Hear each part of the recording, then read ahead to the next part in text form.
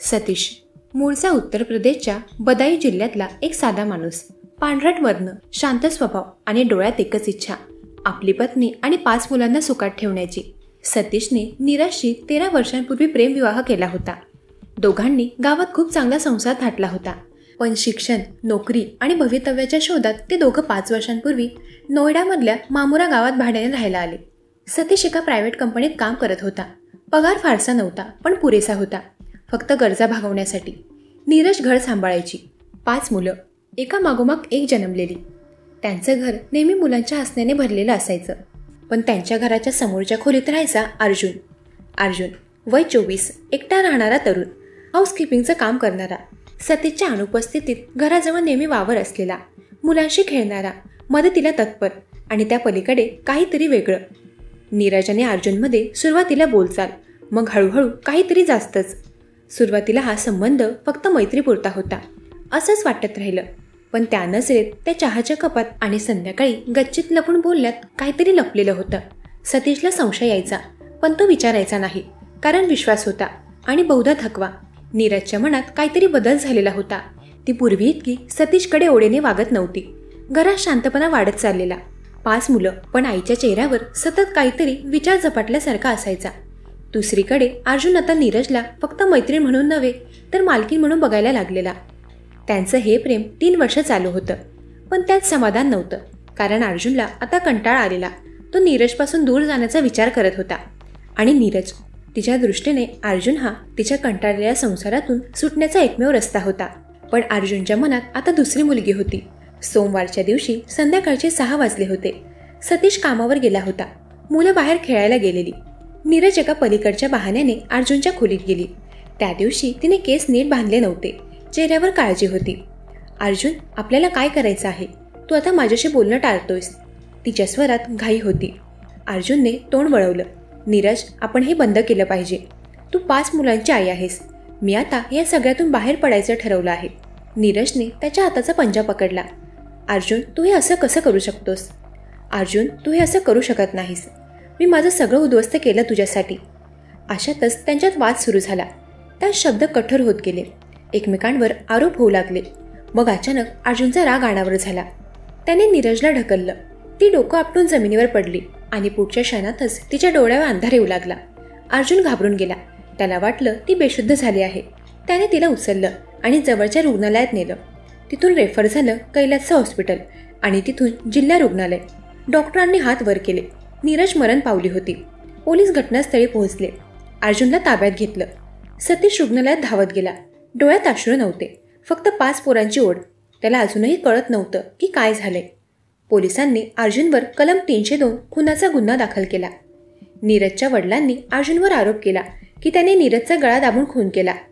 पोस्टमॉर्टममध्ये thyroid हाय बोन्सला fracture सापडलं. गळा दाबला गेला होता. हे अपघाती ढकललं नव्हतं. हा संपूर्ण विचारपूर्वक गुन्हा होता. तपासादरम्यान पोलिसांनी अर्जुनचा फोन तपासला. त्यात एक व्हॉइस नोट सापडली. नीरजच्या मृत्यूपूर्वी 1 दिवस आधीची. तू दुसऱ्या कोणाबरोबर आहेस हे मला कळलंय अर्जुन, पण लक्षात ठेव, माझं आयुष्य उद्ध्वस्त करून तू चालला आहेस. मला तुझं उत्तर पाहिजे, नाहीतर मी पोलिसात जाईन. त्या नोटने सगळा खेळ उघडा केला. अर्जुनला आता फक्त नीरजपासून सुटका हवी होती. त्याला वाटलं की तिचं अस्तित्व संपवलं की प्रश्न मिटेल. पण नीरज मेली. अर्जुन तुरुंगात गेला. पण खरा बळी कोण ठरलं? सतीश आणि त्याची 5 निरागस मुलं. आई गेली. वडिलांची नजर सतत हरवलेली. सतीश नोकरीवर जातो, पण मन घरातच अडकलेलं. मुलांच्या डोळ्यात आता भीती आणि प्रश्न उरले आहेत. ही घटना केवळ एका खुनाची नाही. ही घटना आहे एका प्रेमाच्या चुकीच्या निवडीची, विश्वासघाताची आणि त्या एका क्षणाने नष्ट झालेल्या पिढ्यांच्या भावनिक अधपतनाची. आजही मामुरा गावात लोक कुजबुजतात. अर्जुनचा जरी गुन्हा होता, तरी नीरजचंही चुकलं ना. कुठून सुरुवात झाली हे आज कोणालाही आठवत नाही, पण शेवट कोणालाच विसरता येत नाही. ही घटना केवळ एका विवाहित महिलेच्या प्रियकराने खून केला एवढ्या वरच्या हेडलाईनमध्ये मावणारी नाही. या घटनेच्या खोल पातळीवर जाताना अनेक सामाजिक, मानसिक आणि नैतिक पद्धतीचे धक्कादायक सत्य समोर येते. नीरज आणि अर्जुन यांचं नातं प्रेमाच्या नावाखाली सुरू झालं, पण त्यात कोणतीही जबाबदारी नव्हती. नीरजला वाटत होतं की अर्जुनचं प्रेम तिला नव्याने आयुष्य देईल, पण अर्जुनला फक्त भावनिक आणि शारीरिक जवळीक हवी होती, तिला आयुष्य देणं नव्हे. प्रेमाचं नातं म्हणजे फक्त भावना नाही, ती एक नैतिक बांधिलकी आणि जबाबदारी असते. नातं जर गुपित, फसवणूक आणि पलायनातून उभं राहत असेल तर त्याचा शेवट नेहमी विनाशात होतो. विवाह फक्त 2 व्यक्तींचा नसतो, तो एक संपूर्ण परिवाराचा आधार असतो. नीरज विवाहबाह्य संबंध ठेवतानाही विसरली की ती केवळ पत्नी नाही, 5 निरागस मुलांची आई आहे. तिच्या एका चुकीच्या निर्णयामुळे त्या मुलांचं संपूर्ण आयुष्य आधांतरी भीतीने भरलेलं झालं. विवाहित व्यक्तीचे प्रत्येक निर्णय फक्त स्वतःपुरता मर्यादित नसतात, ते संपूर्ण कुटुंबाचे भविष्य घडवतात वा उद्ध्वस्त करतात.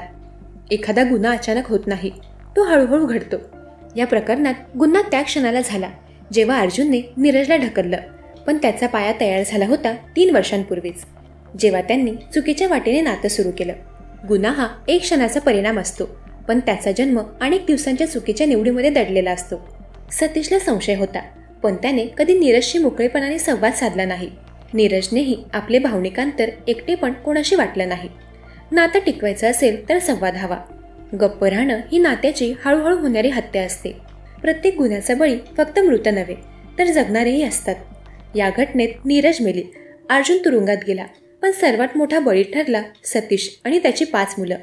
त्यांच्या आयुष्यात आई हरवली, विश्वास तुटला आणि समाजाने त्यांना त्या घटनेचे म्हणून डाग दिले. गुन्हा जरी एका व्यक्तीवर झाला तरी त्याच्या लाटा पूर्ण समाज आणि कुटुंबाला हादरवतात. ही फक्त एक केस नव्हे, हा आरसा आहे. ही घटना आपल्याला हे दाखवते की आजच्या धावपळीच्या आणि भावनिक पोकळीच्या काळात प्रेम, विश्वास, जबाबदारी आणि नात्यांची नीतिमूल्य किती सहज तुटू शकतात. जर आपण भावनात्मक स्पष्टता, मोकळा संवाद आणि नैतिक निर्णयक्षमता अंगीकारली नाही तर आपणही अशाच एका गुन्ह्याचा भाग होऊ शकतो. कदाचित शिकार म्हणून किंवा कदाचित दोषी म्हणून. विचार करा, तुमच्या कृतींच्या लाटा कोणावर आदळणार आहेत? एक प्रेमाची, एक चुकीची निवड आणि अनेक आयुष्यांचा विनाश. ही केवळ केस नाही, ही शिकवण आहे. दरम्यान या घटनेवर तुमची काय प्रतिक्रिया आहे ते कमेंट करून नक्की सांगा. जर तुम्हाला या अशा सत्यकथांमध्ये रस असेल तर क्राईम कोड मराठी या यूट्यूब चॅनलला जरूर सबस्क्राईब करा. तोपर्यंत सतर्क राहा, सावधान राहा. धन्यवाद.